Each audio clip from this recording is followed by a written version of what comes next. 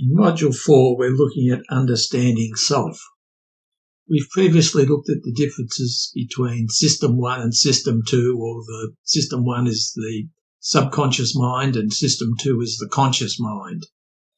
And in this module, we'll briefly review that, but then go more deeper and look at the three types of selves which operate within our mind and how understanding that helps us control our anger. So we'll proceed. So in the previous module, we saw how we try and stay in the green area, fear, courage, trust area, and not go outside it by taking things personally and falling down in a negative way and become paranoid fear or rage, or conversely trying to escape that and going into a fantasy and pride. So we're trying to stay balanced. Normally we can tell if we're balanced or not. We see it through our behaviours, and we'll have a look at those in the next slide. So when we're in that green zone and balanced, we're operating down the middle of this chart with its 7 levels. But when we get out of balance, as we said previous chart, we get too high or too low. And you can see there all the areas we become too high in and all the areas we become too low in. And a lot of the time we realise why that's happening, and some of the time we know why it's happening. That is, we know it with our cognitive thinking. We can understand why we're doing some things. But on other occasions, we don't understand why. And that's what we're going to look at now, why we get out of balance. So in this chart, we're looking at the selves. There's 3 selves. There's the experiencing self, which is the System 2, which is the conscious self, where we're aware through our 5 senses, our sight, our smell, etc.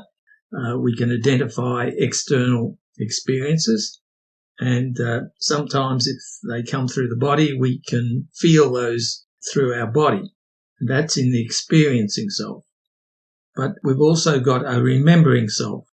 And the remembering self is everything in our past, in our short-term memory and our long-term memory. And so our identity is made up of the experiencing self when we use our senses to identify us compared to others. And we can say, oh, I'm too short, I'm too big, or I'm too tall, or I'm too skinny. We make comparisons with other people, and that forms part of our experiencing identity. But also when we look at our remembering self, we look at all the things we've done in our lives, and that also forms part of our identity, what we've achieved or not achieved. Now, the real self, Freud used to say the experiencing self was the ego, and the real self was the superego, the one that controlled the ego, to keep it under control. And that's what we see here. The real self acts as the conscience with the experiencing self. System 1 is the conscience for System 2, telling it, don't do this or do this. It's giving direction because based on past teachings of principles that it's learnt to fit in with society, there's rules which are held in the real self. So all your principles which you've been taught have been recorded in your real self and you use as your conscience. And we're fairly familiar with that. But what a very small percentage of people know is the real self also controls the remembering self, and it acts like a conscience as well. And it works on a thing called your shadow. Now, your shadow is all those experiences in your past that you've been through and haven't met your conscious mind's demands. So you've fallen short and you've experienced negative things and they've been remembered. And because they don't match the real self works at trying to fix them, even though you may not be aware it's doing that or how it does it. And so we'll go on and look at the shadow. and try and get a further understanding of ourselves, of why we may have negative emotional experiences like outbursts of anger. So we see here we've got the two system one selves. At the left-hand side, we've got the remembering self, and it has its core beliefs based on what it believes, based on the past experiences.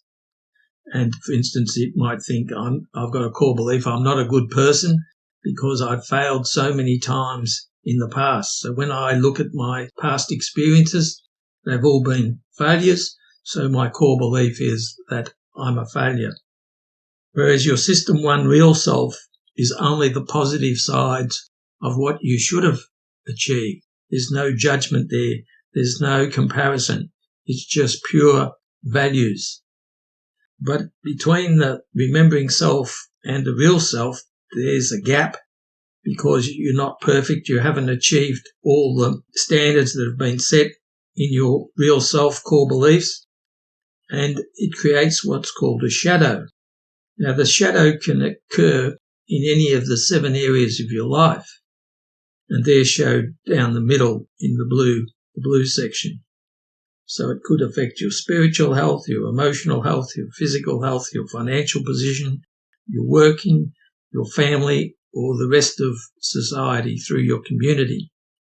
And you can have shortfalls in any one of those or all of those areas.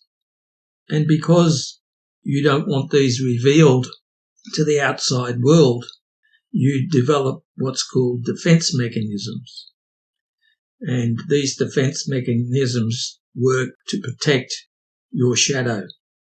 Sometimes you're aware you're doing it, but on a lot of occasions you're not aware this is happening within you because your experiencing self, which is your consciousness, is not your remembering self. It's only if they get revealed to your experiencing self are you aware of them. So some people are in denial. They've dissociated. Dissociation is where you block out something that was so bad that you don't even remember it. But your real self knows about it, even though your remembering self can't remember it. And you'll dissociate and say you'll believe 100% that it didn't occur when it did. This is called dissociation. A lesser form of that is denial. That's where you are aware of it but can't admit it because of shame that you might be judged harshly. And so we have all these different types of defense mechanisms to protect ourselves. And the more aware you can become of those, the better. And back on the previous slide, there was another self called the observable self. And how you use that is you stop thinking and just pretend you're a metre above yourself and just observe yourself. Don't think, just observe and see whether through your body, through your energy that travels in, that information and energy travel through your body, that it may come into your consciousness what your shadow is and the various defense mechanisms that you may be using. And you should be open to listen and talk to other people because they might see your defense mechanisms when you can't see them yourself. So we really promote the review and understanding of your shadow and your defense mechanisms in looking at the 7 areas of your life. So looking at this in a simple way, using cognitive principle therapy, you could say that the real self is at the top 3 levels. That is level 5, 6 and 7. And so if you look in the first column, the real self is just 100% trust, 100% truth and 100% hope. And in the second column, it's respect, it's integrity and it's love. And so this is some of the ways of looking at the real self. It is the principles which use to evaluate and judge your experiencing self. But your remembering self, if you've had particularly difficulty in living your life you might be down in the bottom three levels, the level 1A, 1 and 2, where there's a big gap, there's a big shadow, and your subconscious brain can't stop working on it. It is programmed to correct your differences between the real self and the remembering self. Even if you don't want to do that, you can't stop it. It's built into your human condition. When you form a bad habit, it comes about normally because you lose control. Because, as we said, under polyvagal theory, the body downregulates. So you lose control of your head, you lose control of your emotions, and you get down into your gut. Now here we want to have a look at a practical way to see what you could do about that when it occurs. And let's take, for example, you have a goal, and the goal is to have a good relationship with your partner. And so what happens is when things are going well, you've got a goal, you've got a pathway, you're following steps along the pathway towards the goal. Then all of a sudden your partner does something you didn't expect, something very negative, and put a block on. So we go back to what the comparative mind does. It does a comparison. So it goes away from the goal and focuses on the block. And then it ruminates over it, gives negative feedback. And the negative feedback could be fear or anger or sadness or one of those that are meant to help you restore the balance. If you took it personally, then you drop down a level and the fear would become paranoid fear, the anger would become rage. And if you did rumination, which means continually going over it, you start making predictions about the gap, that the person's not going to change, that things are going to get worse. And then you'll do comparisons about your own predictions. And so you'll get in what's called a negative comparative predictive loop, and you'll gradually lose control. But what you do is if you get in this position, as soon as the block comes, yes, you will do an instant negative feedback, but you want to stop that negative comparative loop happening where you're making negative predictions and then comparing your own negative predictions. So how you do that is you just stop. You stop and try. What does that mean? Stop and try. Well, if the goal was having a good relationship, and clearly that's broken because of the block, what you do is you try and have a good relationship. Now, when we say try to have a good relationship, it immediately gives you back control. So you drop down from having a goal to having hope because you know you can try. You're not guaranteed the outcome, the goal that there would be a good relationship, but you are guaranteed that you will try to have a good relationship. And by having control, that's the first major step forward. And once you make that decision, then your brain moves into a different function. Your subconscious brain then works on the goal, which is now called hope, of trying to have a good relationship. And what the brain does, we'll see in the next slide. So in the example, you try and have a good relationship by using hope. And what hope does, and because you've got control, your subconscious mind will work towards the goal of having a good relationship. So it'll work from the bottom up, scan through all your past memories and pick one to try, or two or three or four, whatever's required to try to have a good relationship. But it'll also work from the top down. It'll use the default mode network in creative mode and come up with predictive ideas for you to try. You might have to get more information or more skill or more knowledge so that you can try different things. And when you've been through all of those, at least you know you've done everything you could to have a better relationship, even if the end result is that the whole thing doesn't work. So we really encourage you to try. So when you tried in the previous example, even if your partner and you didn't repair the relationship, you'll know you've done your best.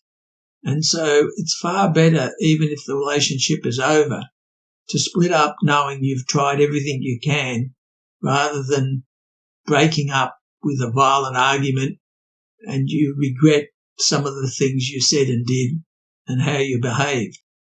And so trying is a very valuable way of overcoming anger and achieving goals. So the homework for this week is to stop thinking, try and achieve the goal by passing it over to the predictive mind and take no responsibility for the outcome. So when we say no responsibility, no conscious responsibility. Just let the subconscious mind work on it. Because remember, it's got all the speed and it's got all the memory. The final topic in this module and in this course is about communication. And in this diagram, we're looking at the 5 levels of communication. And you can look at communication like winning. And if we use that analogy of winning, we'll try and explain the 5 levels. So an argument which deteriorates to abuse is when the core belief I have is that I win, you lose, and it's personal. So I'm going to say and do anything I have to so that I win. I don't care how much I hurt you, but I have to win. And so I'll go to very negative and destructive lengths to do that. That's an argument deteriorating into abuse.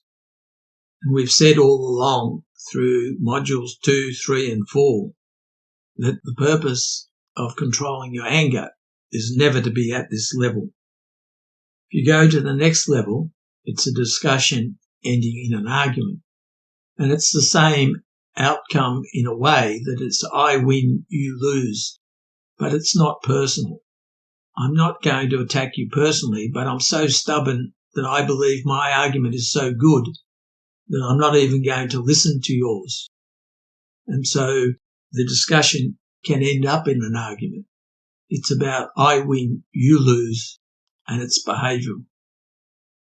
Then on the third level, we have a dialogue, which could fall into a discussion, but a dialogue is where I win and you win, which means we're both prepared to come up with the best answer. So we'll take some of my ideas and some of your ideas and see if there's a better result. And that's a win for you and a win for me. And that's the ideal way to resolve family issues where you're looking for consensus and a better outcome for the family. The second top level is empathy, which can deteriorate into a dialogue. But empathy in a social situation might be that I'm going out with you, we're both going out to a restaurant, so that's a win for both of us because we enjoy the time together. But I'd prefer to go to a Japanese restaurant and you'd prefer to go to a Chinese restaurant. So I use empathy and we go to the Chinese restaurant because that is a win for me, but 2 wins for you because we're going out, but to where you would like to go. And that's using empathy, feeling and accepting what you'd like to do. And at the top level, we've got 2 wins each. And in that case, it could occur in different situations. Bonding, they say it releases a chemical called oxytocin. It does occur when a mother gives birth to a child. There's a release of oxytocin from the brain and the child and the mother bond together. But it also could work, say, with a doubles partner in tennis. If you've played together for 20 years and know each other's game so well, and you play against 2 individual tennis players who might be better than both of you, but have never played together, then through bonding, that is knowing what the other person's thinking and saying without talking, you just know it and you just flow as one.